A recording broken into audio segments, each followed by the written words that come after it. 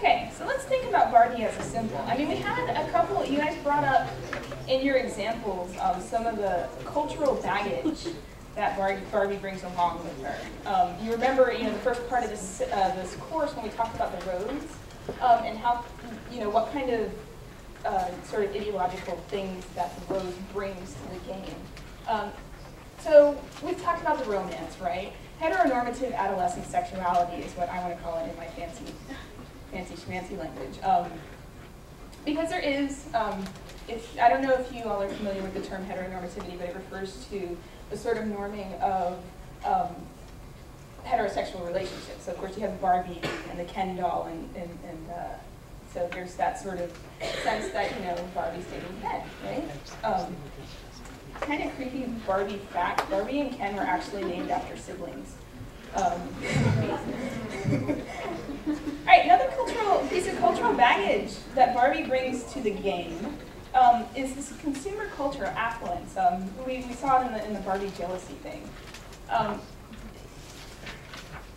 Barbie, from the beginning, has engaged in this really, I would call it pernicious marketing to children, right? So it's all about, I want more Barbies. They've got so many varieties of Barbies. We brought up the list of all the different kinds of Barbie dolls that was in that story, right? So you got Midge, you got Tootie and Todd, you got Barbie, you got Ken, you got her modern cousin. And so, there's all this, you could buy, and they have accessory packs, they have, every single kind of Barbie, and children want these Barbies, right? I mean, there's no, end to the desire of Barbie for a lot of children. But they're also really expensive, right? Barbies are really expensive, especially for a child's plaything. Although child's playthings are really expensive in general. Okay. Finally, Anglo-centric ideals of beauty. Blonde hair, blue eyes, really unrealistic proportions. I don't know if you guys know or looked up the authors to these texts, but they both come from a Mexican-American or Chicano heritage.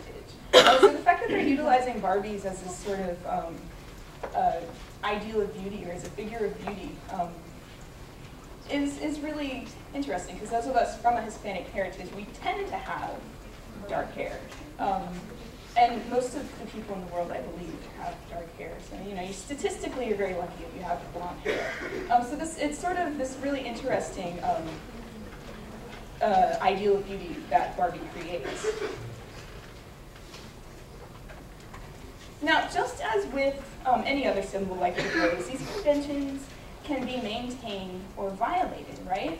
And they're maintained, as sort of, when you bring Barbie into the picture, she makes it more convenient for you to talk about certain types of things, just because of the cultural baggage that she brings. Now, when you violate the conventions, you remember when we talked about, for example, the sonnet form that has its sort of conventions that it brings along. Whenever you violate these, that's an interesting literary tactic. It has some sort of relevance. So I'm going to put up some quotes from the stories that we've read. And I'm going to call on volunteers to read them. So be quick. I've got a lot of stuff to run through. Okay. Yep.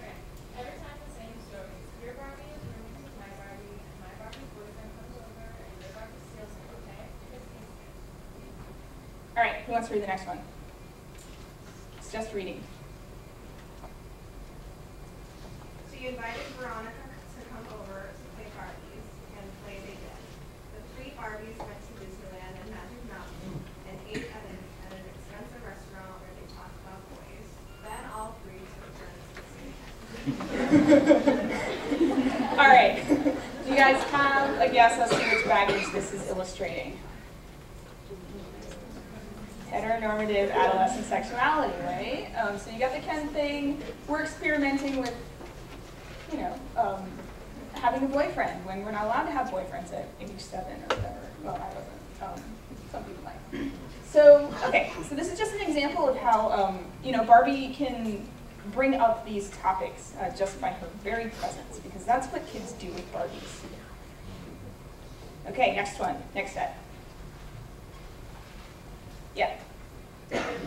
Barbies for as long as she could remember, and almost got one last Christmas. But her Uncle Rudy, who had more money than all her other lives, bought her the worst kind of doll.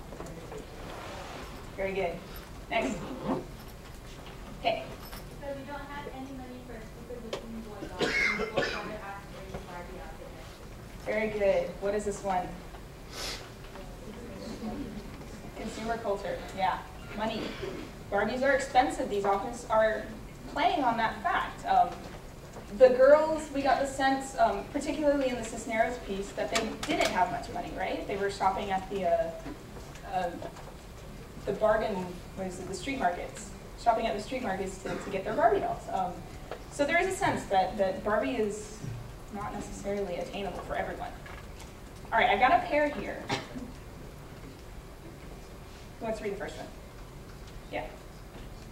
Veronica stared at the woman, then at the doll. The woman's eyes were almost blue and her hair almost as long as Barbie's. Veronica slowly stared very softly. Thank you. Very good. Next person. Okay. So what if our Barbies smell like soap and you hold them up to your nose even after you wash and wash and wash them? And if the prettiest doll has a lip that smells it a little, so? All right. So what's going on in these two quotes? I think these are a little bit different than the ones that I've chosen before. What do you see going on in this pair?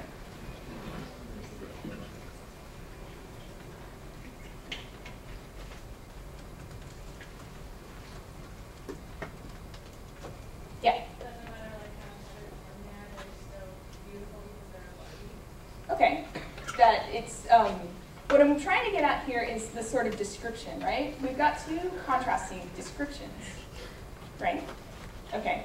So, and we've noticed that the second description is not necessarily what we'd expect of a Barbie. They're smelly, have a melted foot, so not necessarily maintaining these ideals, but these are still Barbies, so we're still excited about them, right? Okay. So I've set up this contrast just to show you the different ways, and I rearranged my slides, so my MLA formatting is not correct. I should have the authors' names at the end of both of these quotes. These came from other slides. So the first one, of course, is from Barbie, the Gary Soto story, and the second one is from Barbecue, Cisneros. And so, you know, what I want to emphasize here is that we can use Barbies in a way that sort of thwarts our expectations, right? We expect the Barbie to be described as beautiful, and so when we get to the Cisneros piece, there's another moment in which she describes them as like bubble-headed Barbie and neon-eyed Barbie, right? And just sort of these offhanded descriptions of Barbie that totally clash with our expectations. So I've got another iClicker question here, and I want to warn you guys that this one has a right answer, so pay attention. How does Cisneros leverage the cultural baggage of Barbie and Barbecue? First answer choice. She emphasizes the beauty of Barbies, which underlines the importance of positive role models in a girl's life. Now, you want to pay attention to these answer choices. I know you guys don't have a lot of time to sort of think about it and come up with their pieces, but look at how you can use particular pieces of evidence to sort of create an argument about the story. She depicts alternative sexuality doll play, suggesting that Barbie is a way for girls to critique traditional gender roles. She describes Barbies as smelly and ugly, which suggests that standards of beauty are entwined with money and status. Finally, she touts the affordability of Barbies, which suggests that beauty is attainable by anyone who wants it badly enough. All right, I'm going to go ahead and start, and I'm going to pull this over so you can read it better. Okay, it's not perfect, but hopefully you can get the gist of it like that. Oh, I didn't start it, sorry.